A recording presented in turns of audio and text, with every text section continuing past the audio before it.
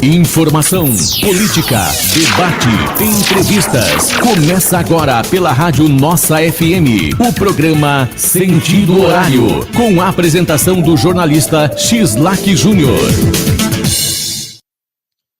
Boa tarde, presidente Prudente região. Aqui é o jornalista Xislac Júnior, com o programa Sentido Horário, que é transmitido de segunda a sexta-feira pela Rádio Nossa FM 104.9. Você também pode nos ouvir pela internet, pelo aplicativo Radiosnet. Curta a nossa página no Facebook, Portal Sentido Horário. Acesse o nosso canal no YouTube, ative o sininho de notificações, Programa Sentido Horário. Comente e compartilhe as nossas lives, anuncie conosco, mande a sua sugestão, pauta pelo WhatsApp 997125137. Aqui não tem fake, aqui é só news no jornalismo de verdade do programa Sentido Horário. Hoje é quinta-feira, dia 19, hoje a gente vai estar falando com a psicóloga Gleice Cristina Salteiro. Ela é formada em psicologia desde 1995 pela UNOeste aqui de Presidente Prudente, atua nas áreas de clínicas, organizacional, desenvolve cursos relacionados à memória, motivação e desenvolvimento de pessoas em ambientes de trabalho. Atualmente atende pacientes de forma online, domiciliar e presencial. E a gente vai falar com a Gleice aqui sobre um assunto muito interessante. Inclusive, hoje em dia a gente está vendo muito, está se discutindo muito no Congresso, né? Sobre essa questão de jogos, liberação de jogos online, cassinos, coisas assim. E tem um tema interessantíssimo que vai ser abordado hoje, que é a ludomania. Então a gente vai saber o que é a ludomania, como é que é essa patologia, você vai se identificar ou não com essa questão. E eu vou passar o microfone para você que está nos assistindo através do YouTube, aqui do programa Sentido Horário, aos nossos telespectadores, e é claro, a você que está nos ouvindo pelas ondas do rádio, aqui da Rádio Nossa FM 104.9. Então eu vou passar aqui a palavra para a psicóloga Gleice Salteiro aqui. Tudo bem, Gleice?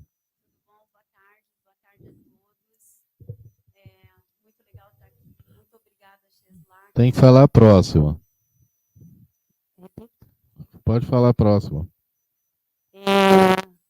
Tudo bem? Boa tarde a todos.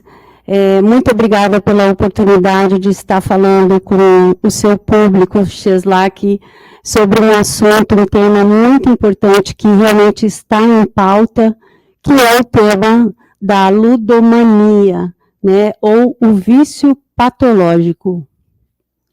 Então tá. Marco, eu queria saber, porque assim, todo mundo acho que deve estar se perguntando aí em casa, o que é a ludomania, né? E o que ela se diferencia do jogo recreativo, porque a pessoa de repente só está ali brincando, participando. A partir de que momento que começa a ser uma patologia, que começa a ser uma coisa séria, que a pessoa começa, vamos dizer assim, ter problemas com essa questão? Porque tem a parte recreativa, que a pessoa dá uma brincada, participa, né? E de repente aquele negócio começa a ficar sério. Então explica pra gente qual que é a diferença aqui, o que é a ludomania e como é que ela se diferencia do jogo recreativo, por favor? Certo. A ludomania, na verdade, ela se diferencia por uma compulsão que o indivíduo tem ao jogar. Então, o que acontece? Esse indivíduo ele acaba perdendo o controle, né? Ele passa do limite da recreação e, a partir desse momento, ele começa a ter muitos gastos financeiros, acarretando aí diversos problemas. Perfeito. E vamos conversar, vamos falar um pouquinho mais aqui. Quais que são os principais sinais, como é que eu identifico, né, os sintomas de um comportamento de um jogo patológico, vamos colocar assim? Como é que é isso? Na verdade, o jogo patológico, ele se assemelha às mesmas características dos pacientes que nós temos com dependência química, né? Esse paciente, na verdade, utiliza o jogo como uma forma de fuga de seus problemas, de suas frustrações. São pacientes com uma autoestima muito baixa, e esses pacientes acabam buscando, nos jogos de apostas, uma certa forma de alívio a essas suas frustrações. Um ledo engano, por sinal. Correto. E como é que a ludomania afeta a vida pessoal, social, financeira de um indivíduo? Como é que ele já começa a misturar aí as casinhas, aí os lugares, começa a criar toda uma problemática? E como é que funciona isso? Então, a questão pessoal, na verdade, é que esse indivíduo, ele começa a fugir de muitas questões que vão além da questão pessoal, profissional e social. O que acontece com o paciente que possui vícios em jogos online, por exemplo? Ele acaba ficando isolado. Ele acaba não cumprindo muitos compromissos. Dentro de casa, por exemplo, é aquele paciente que, na verdade, ele começa a mentir para o cônjuge, por exemplo, né? Principalmente com relação à questão financeira, porque normalmente é o mantenedor da casa. Então, ele começa a ter diversos prejuízos. Na área profissional, também é interessante destacar que o que acontece com esse paciente? Ele fica tão focado em jogar que muitas vezes o desempenho dele acaba caindo.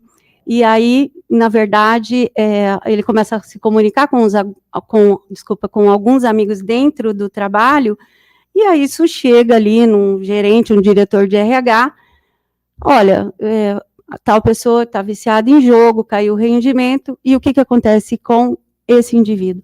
Ele muito provavelmente vai ser demitido. Então, são diversas perdas que esse paciente viciado em jogos pode acarretar para a vida dele diversas situações. Nossa, sério isso? É uma coisa impressionante, né? A pessoa vai perdendo o controle, né? Quais que seriam os fatores biológicos, psicológicos e sociais que podem contribuir para o desenvolvimento da ludomania? Vamos dizer, o cara tem uma predisposição para esse tipo de patologia. A predisposição, na verdade, ela vem de encontro com lares que normalmente também produzem essa situação, né, colaboram com essa situação para que o jogador seja influenciado, né? Essa é uma predisposição. Nós temos um caso, inclusive, de um paciente que perdeu uma BMW com jogo de pôquer, né, e hoje o filho dele se encontra também viciado. Então, ou seja, tem uma questão biológica, tem essa predisposição, e tem também a questão da autoestima, né? Vamos pensar na questão psicológica. Normalmente são pacientes que ele com diversas crises de ansiedade. Então, esse paciente, na verdade, ele pede, sim, uma atenção especial, inclusive dos familiares, para que ele possa ter um auxílio, um apoio emocional. Correto. A gente está falando aqui, gente, mas é uma coisa interessante, não sei se vocês já perceberam. Você está no celular ali, de repente você vê um joguinho, vê um negócio ali, tipo aquelas iscas, né, que o pessoal fala para pegar você, né? Então, qual que é o papel dos jogos online e cassinos na amplificação do vício em jogos? Porque, queira ou não, é aquela história, você está liberando, então você está facilitando. Se você está facilitando, a tendência é aumentar, né? Então, como é que seria essa questão com toda essa facilidade? Porque, pelo que eu estou sabendo aí, tá para liberar mais de 200 jogos, jogos virtuais, porque o governo quer arrecadar, quer imposto, né? Então, eles querem arrecadar. Então, é uma coisa aí que para a gente é diferente. Nos Estados Unidos, existem muitos cassinos, coisas assim, mas é uma coisa que é fora da nossa realidade aqui do brasileiro. Então, eu queria saber esses estímulos, como é que eles funcionam aí com as pessoas, né? Sim, na verdade, assim, né, o que a gente observa é que hoje está tudo aqui na palma das nossas mãos. Existem também a questão de muitos influencers promoverem aí, ensinarem como fazer. Então, essa facilidade é uma facilidade que está aqui ao alcance de todos, está ao alcance de jovens. E um outro detalhe, Cheslak, não existe classe social, tá, para o viciado em jogos, tá? Pode ser uma pessoa que tem um alto poder aquisitivo, quanto mais baixo, não existe a questão também de ser homem ou mulher, tá? Tá tudo praticamente empatado, e também tem a questão dos jovens. Agora, uma questão que a gente analisa com relação à regulamentação, né, desses mais de 200 jogos aí, é que, na verdade, se os nossos governantes eles estiverem somente querendo abocanhar, né, não sei nem se esse seria o termo, mas uma quantia vultosa por conta desses valores, porque realmente são rentáveis, né, está aqui na palma das nossas mãos, é o tempo inteiro, vai ser, na verdade, mais uma preocupação de saúde mental que nós vamos ter, né, nós já temos diversos. Então, assim, se o Estado regulamentar e sem pensar numa situação onde ele possa também definir algumas políticas públicas para o tratamento, nós vamos realmente ter mais um problema em saúde mental, infelizmente. Certo. Uma coisa assim que me chama a atenção, eu fico curioso, né? Eu acho que todo mundo fica curioso. E como é que o que leva, né, uma pessoa a continuar jogando mesmo após ela ter assim, perdas significativas, porque tem gente que perde marido, esposa, filhos, a pessoa. É porque, queira ou não, é um vício, então a pessoa acaba, vamos dizendo, tendo. E ela continua, ela não consegue sair desse negócio aí. Como é que fica isso aí, doutora? Porque, na verdade, o que acontece com o paciente quando ele está envolvido nesse transtorno de vício patológico? Existe um hormônio chamado dopamina, né, que, de certa forma, é liberado pelo sistema nervoso central e causa, de certa forma, uma excitação na pessoa quando ela está jogando. Então, como ela joga o tempo inteiro, isso para ela se torna uma coisa, entre aspas, vamos dizer assim, ilusória, de que se ela jogar e apostar mais, ela vai acabar uma hora ou outra ganhando. Até porque, Cheslak, tem um outro ponto importante. Normalmente, as pessoas não só perdem, elas têm os ganhos ali em alguns momentos. Então, lá, apostou 100, ganhou lá 200, aí perde os 200, depois ela tenta apostar mais. Por quê? Porque ela trabalha no sentido de recompensar essas percas. Trabalha, entre aspas, tá? Ela joga no sentido de recompensar essas percas. E isso vai virando um ciclo vicioso. E aí, quando se vê, ela já divorciou, já perdeu emprego, tem famílias, inclusive, que temos duas situações de duas mães que pediram a guarda dos filhos por conta do ambiente, né, de uma pessoa que realmente está viciada no jogo e não consegue parar, né? Então, assim, é alarmante a situação e nós queremos deixar aqui um alerta, inclusive, para a população de modo geral. Tá. Uma pergunta assim, que eu acho que é interessante, eu assisto de vez em quando, tem uns filmes que a gente assiste, e a gente vê o pessoal lá perdendo não sei o quê, e arrisca a vida, e fica aquele negócio complicado, né? É difícil, né? Mas eu queria saber assim, tem tratamentos para isso eficazes com as pessoas que sofrem da ludomania? Sim, tem tratamento eficaz, né? Nós trabalhamos com o método de terapia cognitivo-comportamental. Esse método, na verdade, ele busca trazer o paciente vindo, não, desculpa, descobrir quais são os gatilhos que fazem esse paciente aí buscar o seu escape, que é o jogo, né? Então, a partir desse momento, juntamente com o paciente, dando a ele todo o apoio, sem julgamentos, nós conseguimos identificar quais são os gatilhos. Normalmente, Cheslak, são frustrações que ele passa ou dentro de casa, ou no próprio trabalho, né, quando ainda não foi desempregado, não ficou na situação de desemprego. E aí, o que acontece? Trazendo ele e conectando ele a uma nova forma de pensar. Porque a partir do momento que a gente identifica que o gatilho X é o que aciona ele a ir buscar, nós podemos promover uma situação melhor para ele buscar outras alternativas que não seja o jogo patológico. Certo. Uma coisa, eu fico imaginando aqui a família, porque a família ela fica muito, vamos dizer assim, refém de uma situação. E como é que assim os familiares, os amigos, eles podem apoiar essa pessoa que está tentando lutar para sair do vício? Ela quer se libertar, ela já conseguiu identificar que ela não quer aquilo, mas ela não está conseguindo, ela precisa da ajuda de familiares, de amigos, ela precisa de um apoio, né? Então, como é que funciona? O que essas pessoas, amigos, familiares, podem fazer em prol da pessoa?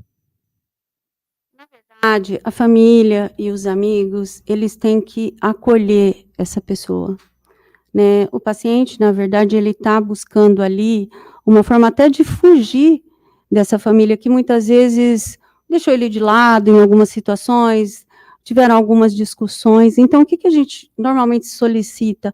Apoia e encaminha. Essa pessoa, na verdade, está precisando de apoio. E não é, muitas vezes, a família que vai dar essa sustentação. São profissionais da área da psicologia, né? Amigos, tem um colega que está viciado, igual nós temos um caso também aqui, de uma pessoa que vai de porta em porta pedir dinheiro, e a pessoa fica dando, ao invés de dar o dinheiro para a pessoa ir jogar e apostar, encaminha essa pessoa para um profissional. Nós temos situações na área pública. Um outro detalhe que eu esqueci com relação à pergunta anterior, nós temos os jogadores anônimos, né? Nós temos também o tratamento com medicamentos. Então, encaminha essa pessoa para um tratamento. Não deu dinheiro para ela jogar, como esse caso de uma situação que a gente tem. Então, assim, busca também estar dando esse apoio para que ele vá buscar um profissional da área da psicologia, da psiquiatria, os jogadores anônimos, que é um grupo muito bacana, que também traz muito resultado. E é basicamente isso, né? Acolher e encaminhar. Olha, vivendo e aprendendo, eu não sabia que tinha jogadores anônimos, a gente ouve muito alcoólicos anônimos, né? Agora, jogadores anônimos, eu confesso que eu não tinha ouvido essa ainda, né? Mas é o seguinte, tem a parte psicológica, né? A patologia em si, mas também tem a parte legal, a parte financeira, né? Porque aí é aquela história, você tem uma doença, mas é aquela história, você vai ter que provar também, porque senão fica fácil, né? Todo mundo vai lá, estoura o cartão, faz o que quiser e eu sou doente, eu tenho problema, né? Tipo, quais que seriam as consequências financeiras e legais, né?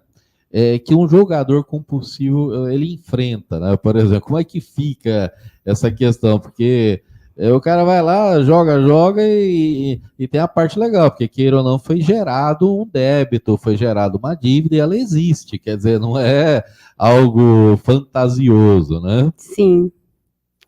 Então, na verdade, esse paciente ele pode entrar, vamos dizer assim, em diversos problemas legais por conta do vício, né? Por quê? Você imagina, ele não tem a condição de manter esse vício, né? Aí, o que acontece normalmente? Ele vai para empréstimos bancários para poder manter-se no vício, né? Tem casos, por exemplo, que ele empresta dinheiro até de agiotas e depois, se não pagar o agiota, ele pode se envolver em problemas legais, né, também. E tem uma outra situação que são os cartões de crédito, né, que ele começa a gastar aí compulsivamente os cartões de crédito e depois para pagar realmente fica uma coisa bem complicada. Aquela história, a gente vê muito aí nos filmes, a gente até tem eu fiz uma monografia, a vida imita a arte ou a arte imita a vida, né? Porque a gente vê muito assim, agiota em filme, matando a pessoa porque o cara não pagou uma dívida, aí a gente vê um monte de gente endividada, aquela coisa toda, né? E, bem, eu queria também amplificar um pouco a questão, como é que a ludomania, ela também vai começar a afetar a autoestima, né, da pessoa, a autoconfiança do jogador, porque assim, ele começa a ganhar, perder, mas tem hora que ele só começa, vamos falar, ai meu Deus, eu estou aqui devendo, e aí já não consegue mais raciocinar ou jogar, porque não consegue mais se concentrar, porque aí fica aquela coisa, vamos falar assim, muito problema na cabeça e o cara já não começa a prestar atenção e começa a afundar cada vez mais. Então, como é que isso vai relacionando com autoestima, autoconfiança? Como é que está tudo muito relacionado, né? Sim, com certeza, muito relacionado. O que acontece? Esse jogador, ele busca o jogo para estar aumentando a sua autoestima que está baixa. Quando ele consegue um ganhozinho, nossa, ele vai a êxtase, né? Ele fala, nossa, ganhei. Tem muitos jogadores, inclusive, que eles, na verdade, eles acreditam que eles sabem já que eles já pegaram, entre aspas, as manhas do jogo, né? E aí, a questão vem depois, que ele aposta, perde, e ele vai perdendo até a sua autocrítica, a sua autonomia, a sua autoestima e a sua confiança em si mesmo, a sua autoconfiança.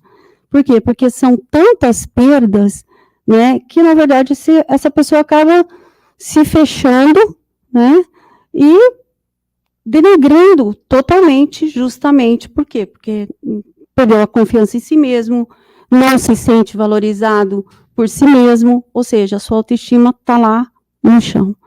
Bem problemático. Olha, hoje tem muito esse negócio de streaming, né? Essa coisa de. Hoje o pessoal não assiste mais TV aberta, aquela coisa, o pessoal costuma assistir muito essa questão aí de séries, né? E hoje me fez lembrar uma série, o pessoal conhece aí, muito famosa aí, já está na quinta temporada, Yellowstone, né? Que é um parque que seria Pedra Amarela, que é nos Estados Unidos, onde o Parque do Zé Colmeia, tá? Para quem não se recorda, tá? E tem o Kevin Costner, né? Que é um ator famoso que faz o protagonista lá da série. E assim, o resumo, é uns cowboys que vivem lá em Montana, num lugar bem assim, longe de tudo, e tem a reserva dos índios lá que eles querem por cassino, né? Então o que que o cara fica o dia inteiro trabalhando, o que que ele vai fazer? Ele vai pro cassino, quer dizer, é onde ele vai se divertir, porque lá é o seguinte, lá você tem os bares, né, música country, dançar, e tem o lugar para jogar, porque lá nos Estados Unidos vários estados, é legal você estar jogando, né? Então eu queria saber, assim, porque é um jogo de azar, né? Então, quais fatores psicológicos com uma pessoa de baixa estima, pessoa que está aí na depressão, ansiedade, podem estar ligados ao desenvolvimento do vício em jogos de azar? Porque é aquela história, uma coisa é você ver aqueles pessoas idosas jogando o seu carteado na praça, jogando dominó, aquela coisa toda, e a outra é a pessoa que deixa até de dormir. Tem gente que fica tipo 3 dias acordado, gente. O cara fica vidrado. Tipo ali, ele fica jogando. Não dá para acreditar, mas o cara fica ligado 3 dias assim direto. Quer dizer, é uma coisa impressionante, né? O cara não sai nem para ir ao banheiro às vezes, né? Então, explica para a gente como é que funciona isso.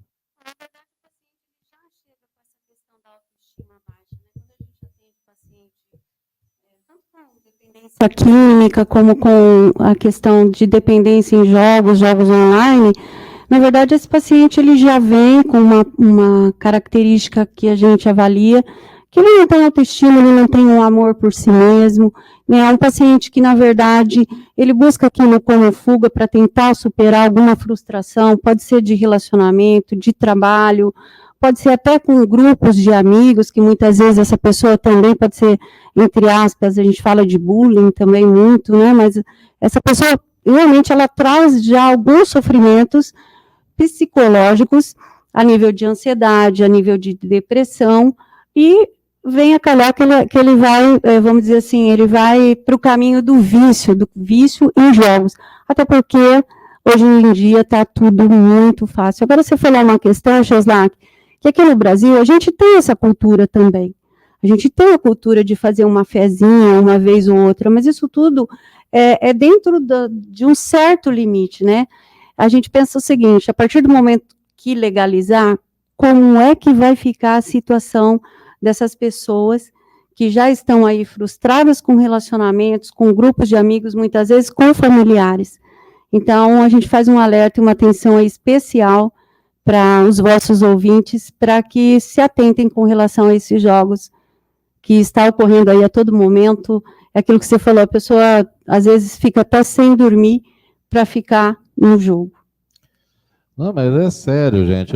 A pessoa fica sem comer, fica sem dormir, é uma coisa assim, é compulsivo mesmo, é uma coisa que não tem fim, né?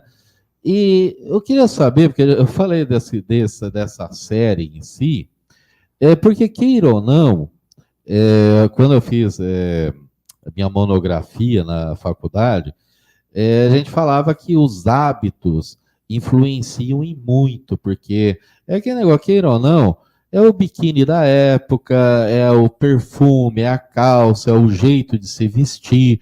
Então, você tem as roupas da década de 90, de 2000, e você sabe, vai mudando a moda, né? E a questão é o seguinte, o ambiente social, e cultural também, ele pode influenciar a uma predisposição de uma pessoa com jogo compulsivo, porque a gente está falando aqui daquela história, por exemplo, um outro tema, mas tem pais que bloqueiam no celular a questão de coisa de pornografia, vamos colocar assim, né? Sim. Com esse negócio de jogos, eu não sei, eu costumo ver muito jogo não, é coisa de bichinho, que é coisa de gatinho, de cachorro, porque eu gosto de ver essas coisas que me distraem, né? Aquela coisa fofinho, é legal, então você acha engraçado, você acaba rindo um pouquinho e tal, mas no meio dessas coisas, por incrível que pareça, doutora, o pessoal, eu tô ali, de repente vê um negócio lá, bet, não sei o quê, papapá, e começa com os negócios de bola e jogo e não sei o quê, e é um negócio que eu vou falar, incomoda, porque quem não gosta, você se sente meio que invadido, né? Você tá ali na boa assistindo um negócio que você gosta, e eu falo, gente, não tem nada de graça. Você tá assistindo o YouTube, essas coisas, mas os caras estão pondo propaganda, e o cara, ele vê lá, ele tá atacando coisa em você. Então, é o que eu falo, são as iscas virtuais, né? Então, como é que fica essa questão do ambiente social, tudo isso daí que influencia? Porque, na verdade, assim, dependendo dos grupos, né, você fala que vê algumas coisas, você está sozinho ali e realmente parece uma coisa invadindo até o teu celular para você te chamando para o jogo, vamos dizer, um convite, né, está aqui nas nossas mãos. E dependendo dos grupos que você convive, vão te falar o seguinte, Cheslak, joga aqui um pouquinho, olha que coisa legal, olha que bacana, postei aqui R$5, R$2, ganhei 10, tem coisas muito maiores, tá, pessoal? Mas, assim, esse estímulo que a gente está tendo, inclusive, né, não somente do círculo social de amigos, muitas vezes de familiares até, nós temos aqui invadindo, né, o nosso espaço. Então, é importante deixar um recado que, na verdade, isso realmente é uma invasão, né? E se você se deixar levar por isso aqui, lá na ponta, você vai decair com diversas situações que foram essas que a gente conversou aqui, né? Que nós conversamos. Então, fique atento, não entre, né?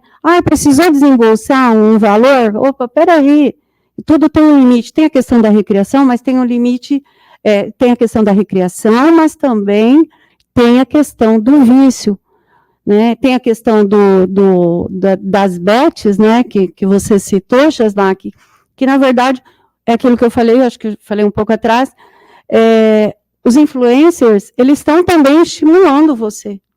Às vezes você está vendo um stories lá de um influencer, legal, ele está lá naquela casa chique, aquele luxo todo, e de repente ele apresenta para você uma fórmula. Olha que legal. Ele apresenta para você um jeito de você ganhar e mostra ali que ele ganhou. E aí deixa lá um linkzinho para você entrar para te estimular a uma situação dessa.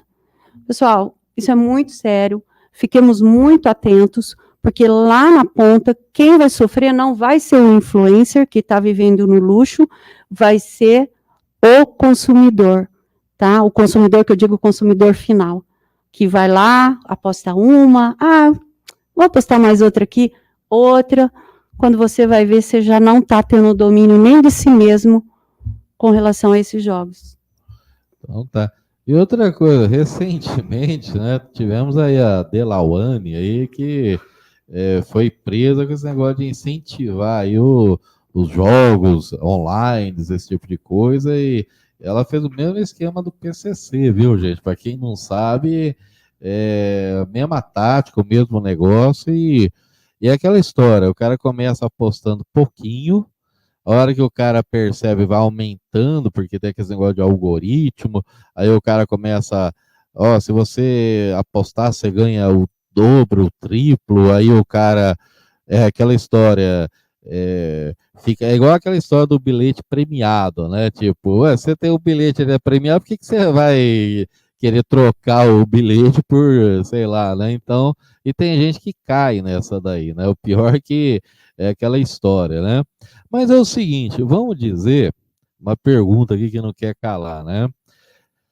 Existem fatores genéticos, vamos dizer, tem um gene lá dentro de mim, que aumenta o risco da pessoa desenvolver a ludomania? Existe alguma coisa que dentro da pessoa que vai estimular? Eu não sabia, mas de repente, pum, explodiu. Agora eu sou um jogador inveterado. Existe alguma coisa assim, de fatores genéticos ou não? É só lenda? Olha, na verdade existe sim alguns fatores genéticos, né? Que a gente costuma trabalhar muito com a questão da neurociência, quando entra nessa questão da genética em si. Então, na verdade, é um desejo pela liberação da dopamina. A dopamina, ela está em todos nós, né? E quando a gente começa a mexer e estimular, com toda certeza, isso vai se tornar lá na frente, qualquer um de nós, podemos nos tornar aí um jogador compulsivo. Por isso que a gente tem que se atentar e ficar alerta, né? É claro que existem outros fatores também, a não ser a predisposição genética, tem a questão social, tem essa questão que nós acabamos de relatar aqui, que é a questão de estar tudo aqui invadindo, nos convidando, né, para os jogos em si, para as bets, mas sim, existem sim alguns fatores de predisposição. E uma outra coisa, né, quando a gente vê um pai, que eu comentei do rapaz da BMW, a gente não fez um estudo também de como foram esses pais. Então, pode ser que biologicamente ele herdou alguma coisa ali, e aí isso pode passar de pai para filho, sim. Olha, doutora, eu vi uma coisa esses dias que eu achei muito engraçado, porque a gente sempre fala no programa de coisas assim recentes, né?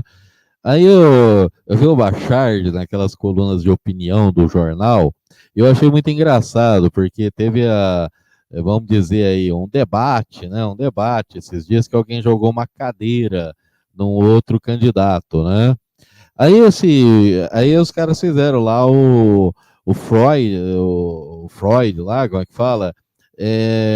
fazendo terapia e a cadeira falando, eu me senti usada, né? Tipo, que foi uma coisa assim que eu achei engraçado, porque foi uma boa sacada, né? Mas como é que a terapia cognitivo-comportamental, ela pode ajudar no tratamento do jogo patológico? Como é que funciona, vamos dizer, a terapia nessa questão aí? Não, primeiramente, a pessoa assumir, né, que ela está com esse problema. Acho que esse é o ponto principal do paciente que está no vício dos jogos, né? E a terapia comportamental, na verdade, ela vai buscar uma ressignificação desse comportamento. Então, a gente trabalha muito com o paciente que ele apresenta o problema, a gente busca, através de uma boa comunicação com o paciente, para que ele nos diga quais são os gatilhos que o fazem buscar os jogos, né?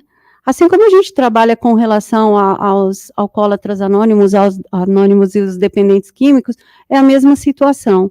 Então, a gente tenta trabalhar com eles, né, em grupos, muitas vezes, e nós vamos buscar junto ao paciente quais são os motivos, os fatores que o levaram ele a explodir, como a questão da cadeira lá, né? De repente, o que foi provocado nesse paciente para que ele, né, de repente entrasse nesse ciclo vicioso dos jogos bets, né? Das bets. É um gatilho, né? É um gatilho. É um gatilho. Descobrindo-se o gatilho, fica até mais fácil a continuação no tratamento.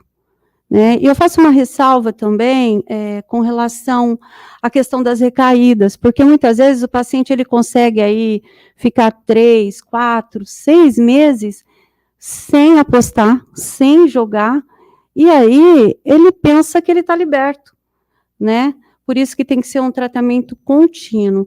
Por quê? Porque acontece também recaída, e aí a gente tem que estar resgatando esse paciente novamente, está voltando todo o trabalho lá da ponta até o momento atual e o que ocorreu para desencadear essa recaída. Eu estou lembrando aqui uma coisa engraçada, porque tem muita gente aí que assiste o Batman, hoje fala muito do Batman aí, quando tem um problema, em vez de não quer chamar a polícia, chama o Batman, né? Já que a gente sabe que não existe, né? Mas eu acho muito interessante, porque cada vilão do Batman, ele apresenta, assim, traços psicológicos muito, assim, interessantes. A gente começa a analisar e cada um tem uma característica muito, assim, peculiar, né? E eu queria saber, de uma maneira assim, como é que o jogo patológico ele pode afetar a saúde mental e emocional da pessoa, né? Como é que isso funciona? Porque vai mexendo na cabeça da pessoa e a pessoa fica estimulada, então ela começa, vira literalmente aquele monstro, o Mr. Hyde, que o cara é o doutor bonitinho, de repente o cara vira um monstrão lá. Aí eu me lembro daquele desenho do Pateta, que aí ele vira o motorista, né? Que aí quando ele vai para a autoestrada, ele já fica violento, já muda a característica, a feição e já é outra pessoa, né? Então ele parece que literalmente incorpora uma entidade, um outro ser, sei lá, dá a impressão que é outra pessoa, né? Então como é que funciona isso na prática?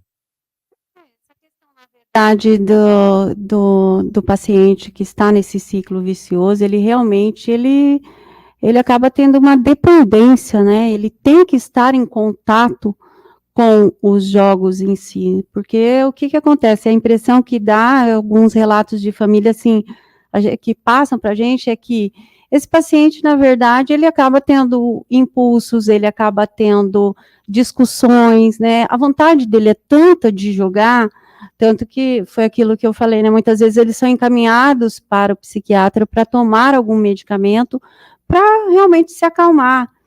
Por quê? Porque, na verdade, quando ele começa a sair do vício, ele começa a ter realmente essas reações aí de transformação que você falou, né? E aí, ele estando medicado, normalmente a gente consegue fazer um trabalho muito bacana com esses pacientes. Então, assim, a busca efetiva por profissionais na área da psicologia, na área da psiquiatria, são de suma importância no caso de tratamento para pessoas dependentes dos jogos online, a ludomania. Então tá. Eu acho assim complicado, porque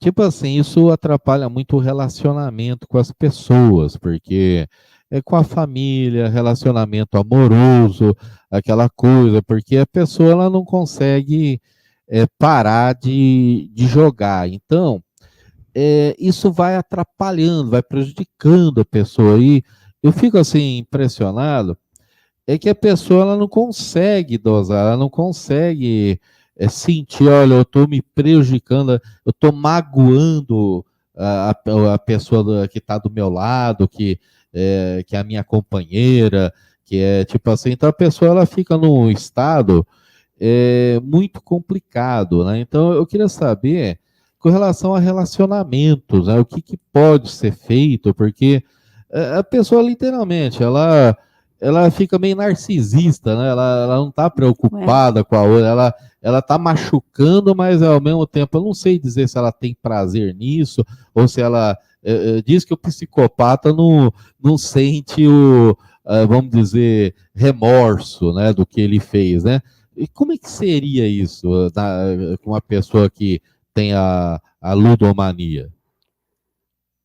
Então, na verdade, esses problemas de relacionamento, toda pessoa que está envolvida em vício, ou em jogos, ou em dependência química, ela tem diversos problemas no eixo familiar, no núcleo familiar, né? Então, quando você fala assim, será que essa pessoa não está vendo que ela está me machucando?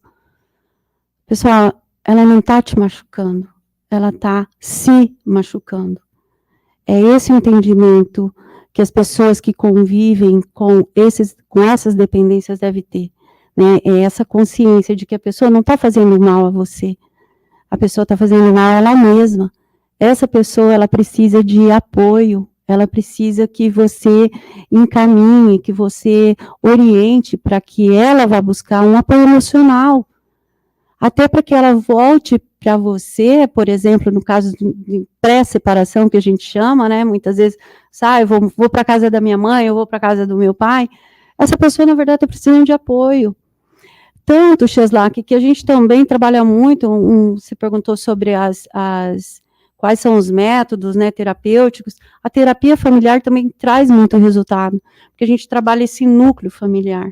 Porque muitas vezes um dos cônjuges também não, está fazendo isso, está me machucando, e eu estou aqui me vitimizando, a pessoa não está. Então, gera um certo conflito que vai lá na ponta terminar em divórcio. Você quer salvar seu casamento? Apoia, orienta, né, leva essa pessoa para um profissional. Existem unidades de saúde pública, né, gratuitas, inclusive, tanto em Prudente como em diversas regiões, né, que você pode levar. Tem terapia familiar que você também pode participar. Tem os jogadores anônimos que também levam 1 ou 2 familiares. Então, assim, não é, deixando muito claro, que a pessoa está fazendo isso para destruir o outro. Ela está fazendo isso para destruir a si mesma. Oi, doutora, eu falo até engraçado, porque eu não sou tão velho assim, mas a gente falava que na nossa época, assim, nada que um bom tapa na cara não funcionava, né? Era outra conversa, era uns pés de orelha, já resolvia e a pessoa parece que saía do transe e acordava, né? Mas isso acontecia muito com gente que tinha problema alcoólico, né? Pelo menos era o mais comum naquela época lá que eu era criança, que a gente via, assim, ao redor de casa, coisa assim. Mas qual que é o impacto, né? Porque isso vai ferir também na produção, na produtividade, no ambiente de trabalho, porque as pessoas do lado vão perceber que essa pessoa não está dormindo, ela está desatenta, que ela vai perceber que tem sintomas, que tem coisas que essa pessoa não está rendendo o que está rendendo, porque ela passa a madrugada acordada, está jogando, vai para trabalhar no outro dia. E aquela história, né? O cara também começa, antes ele pagava as contas, depois já começa a não pagar a conta, já começa a ter cobrança na casa, ter, vamos falar, coisas que antes não tinha, né? E começa a ter. Então, como é que fica essa questão da ludomania no ambiente de trabalho? Então, normalmente o paciente que ele está envolvido, né, com essa questão do vício patológico, em jogos patológicos, na verdade, esse paciente ele perde totalmente o rendimento, Xislac. Por quê? Porque a gente observa, assim, em muitos casos, a pessoa não vê a hora de chegar ao horário de almoço, não vê a hora de dar 5 para 6, para poder ir embora, para poder jogar, né? Então, ele perde muito rendimento, ou seja, muitas vezes pode acontecer dele, muitas não, inúmeras, chega atrasado no trabalho, né, não cumpre os seus horários, não cumpre os seus compromissos, cai a sua produção, porque ele já não está dormindo, né? O horário de almoço dele não é o almoço, o horário de almoço dele é o jogo. Então, ele vai perdendo o rendimento e, com certeza, é uma pessoa que logo, num futuro bem próximo, ele vai acabar sendo demitido. Eu queria saber aqui, doutor,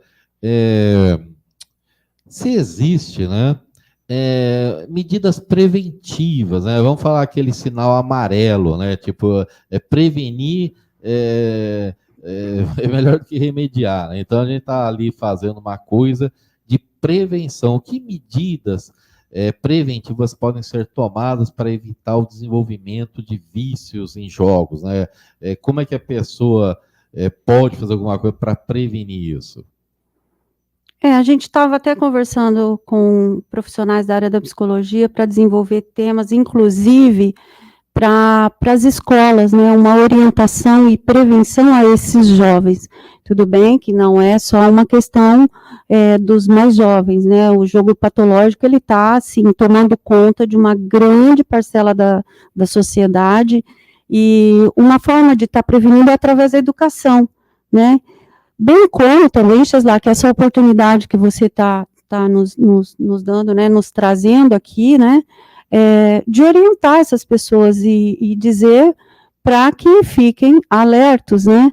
É claro que também tem programas de TV, tem programas que podem ser desenvolvidos dentro dos postos de saúde, tudo isso é prevenção, né. Agora, me ocorreu uma situação também que a gente estava no estudo, que o governo, na verdade, ele quer a regulamentação, e ele diz que existe alguns mecanismos que ele pode, de repente, boicotar o jogador através da própria plataforma de jogos, boicotar não, desculpa, excluir, né, quando vê que uma pessoa está jogando aí repetidamente, né, e um outro ponto, também não permitir que menores acessem esses jogos, né? Mas isso é uma questão que ainda está em discussão, mas é importante, sim, a gente ter essa questão da educação para que o jovem não entre nesse ciclo vicioso, porque lá na frente, né, por enquanto ainda está, mas lá na frente, quem vai sofrer as consequências, eu acho que é a nossa sociedade como um todo, né? É uma questão complicada, porque, assim, existem também os gatilhos, né?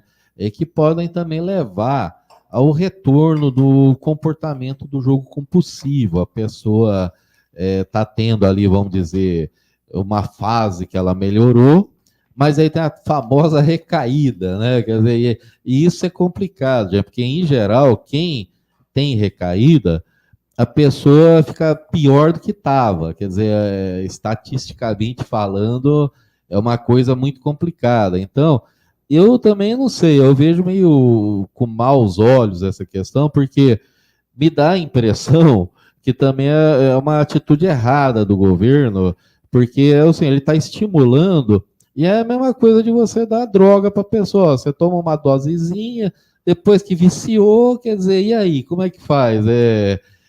Vai ficar mais caro pagar a conta com saúde, com psicólogo, terapeuta, sei lá, neurologista, sei lá, o profissional que vai precisar, do que simplesmente trabalhar com prevenção, né? Mas como é que a gente identifica aí esses gatilhos? Quer dizer, o cara é igual o Hulk, né? O Hulk você falava lá, deixava ele nervoso, você deixava ele nervoso, ele já ficava, explodia, já virava um monstro, aí dá aquele negócio. Como é que fica isso aí? Então, Cheslak, cada caso é um caso, né? Vai depender do histórico de vida desse paciente, vai depender do momento que esse paciente está vivenciando, de suas relações, né? Se tem filho, se não tem, se separou. Então, cada caso é um caso. E aí a gente estuda os gatilhos a partir de cada situação. A gente não generaliza. Disparou aquele gatilho e aquele gatilho é igual para todos. Não. Cada situação, cada paciente é único, com sua história de vida, com seus projetos, com as suas frustrações e com os seus gatilhos. E é isso que a gente trata na psicoterapia. Então tá.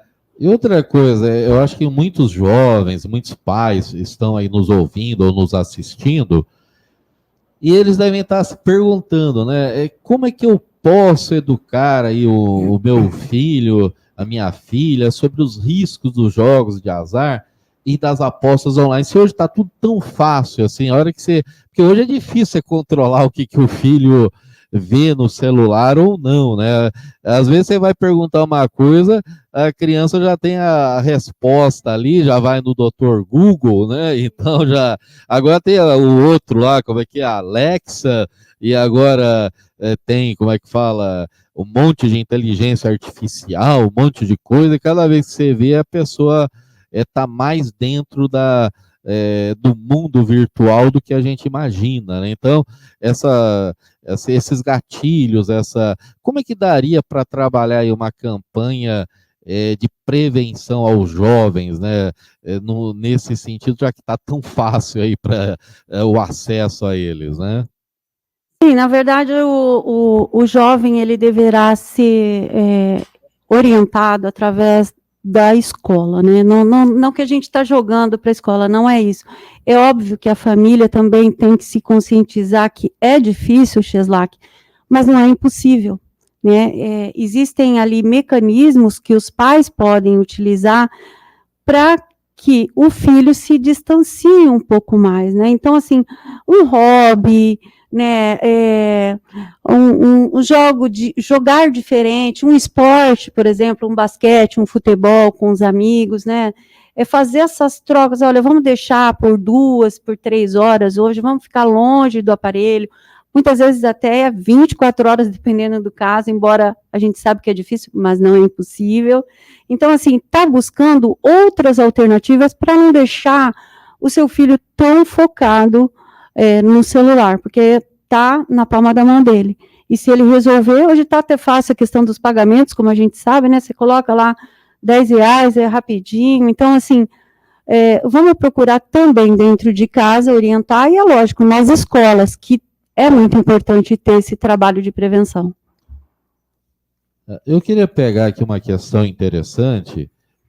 Como é que é a regularização de cassinos, lotéricas e jogos online podem ajudar na prevenção do jogo patológico, né? Porque com a regulamentação é complicado, gente. E eu falo assim, às vezes você vai pagar uma conta na lotérica, né? Porque às vezes tem uma coisa ou outra você paga em lotérica. Hoje o pessoal paga tudo por Pix, né?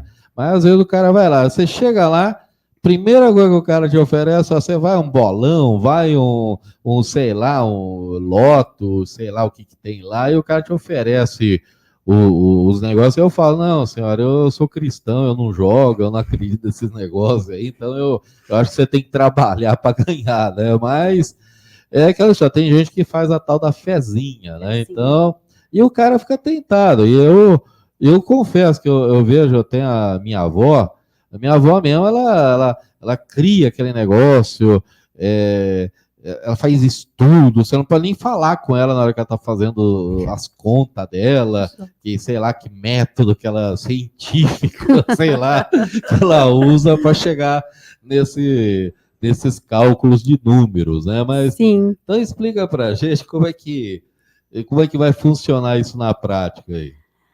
Então, na prática, nem eles ainda definiram como vai ser a regulamentação, né? O que a gente sabe é que existe, sim, alguns mecanismos que eles vão colocar nos próprios jogos, que olha, isso aqui é proibido para menores, então você tem que fazer um e-mail, você tem que colocar seus dados pessoais, você tem que colocar a sua documentação até para aprovar, tá? Para a plataforma aprovar e te dizer, olha, você pode jogar ou você não vai jogar. Então, assim, mas eles ainda não tiveram essa definição, tá? Inclusive, tem uma situação agora que parece que vai sair alguma coisa dia 1º de outubro, eu não sei se você está a par, parece que alguns aí vão ser regulamentados, mas a gente ainda não entendeu como vai ser esse mecanismo para prevenir, né? Você falou de prevenção. A impressão que dá, eu volto a te dizer, Cheslak, que na verdade, se esse valor, né, que o governo vai, né, abocanhar uma boa parte, vamos dizer assim, não for investido na saúde, no tratamento e também na prevenção, nós vamos ter problemas futuros. Com certeza, é aquela história. Eu acho que teria que ser uma coisa melhor estudada, mas é aquela história. A gente fala muito sobre estratégias para evitar recaída, né? Porque é que nem tratar a pessoa que usa droga, gente. Você tá ali, a pessoa é viciada e é aquela história. Recaída sempre é mais perigoso, né? Porque o cara acaba voltando mais forte, para sair é mais difícil, né? Então, é assim, essa questão da recaída, tem alguma estratégia que funciona, que não funciona? Como é que é essa questão aí? Sim, na verdade, a gente trabalha com o paciente que tem recaída com um plano, né? Porque lá no começo, quando ele buscou a primeira vez, a gente já tinha feito um plano elaborado, estudado juntamente com o paciente, com relação à alimentação, com relação a ele praticar alguma atividade física, com relação, de repente, até alguns casos na medicação, para ele se manter mais calmo. Então, quando ele vem e fala, puxa vida, tive uma recaída, o que a gente tem que fazer? A gente tem que acolher como se tivesse voltado lá atrás, mas, na verdade, o importante é que ele voltou e assumiu a recaída, porque daí a gente reassume o plano de ação para mudança de atitude, para o bem-estar físico, mental, social desse paciente. As recaídas, elas acontecem, sim, tanto com o dependente químico, como com o dependente em jogos, tá, ainda mais da forma que a gente está vendo. Claro que o que a gente faz? A gente trabalha um plano de ação para mudança de atitude desse paciente. Esse é um caminho que a gente utiliza e tem dado muito resultado positivo. Então tá, doutor, a gente está caminhando aqui para o final do programa Sentido Horário, aqui dessa quinta-feira, aqui, dia 19 aqui de setembro. Lembrando que setembro também é o mês aí setembro amarelo, que cuida de prevenção contra suicídio. E só para efeito de conhecimento, gente, para quem não sabe, por ano são mais de 800 mil suicídios no mundo. Quer dizer, é muita coisa. É tipo assim, gente, é apavorante a quantidade de pessoas que estão se suicidando. E aquela história, tudo está relacionado também com depressão, várias outras patologias, e por que não a ludomania também pode ser um fator aí que influencia a pessoa até tirar a própria vida, né? Porque às vezes o cara não consegue sair desse ciclo e falar, eu tenho que terminar com isso de algum jeito, né? Então, infelizmente, é complicado. Mas, doutora, ela também, a psicóloga Gleice, ela está fazendo aqui um e-book, né? Que vai estar pronto aí a partir de segunda-feira. E a gente quer saber aí, nas suas considerações finais, né?